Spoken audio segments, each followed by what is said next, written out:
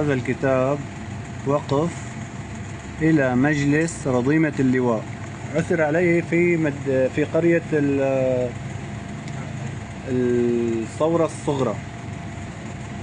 شوف يعني ما بعرف انه هي حرب، ما موضوع حرب عشاير او حرب بدو او شيء، لا، الموضوع القضية اكبر من هيك بكتير.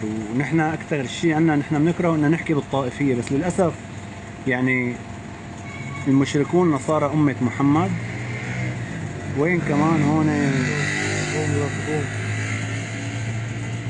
5 دنانير في كل سنتين، وهون منافقون مجوس أمة محمد.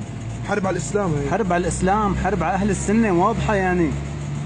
وبدعوا انهم هن بيشهدوا ان لا اله الا الله وان محمدا رسول الله، حسبي الله ونعم الوكيل.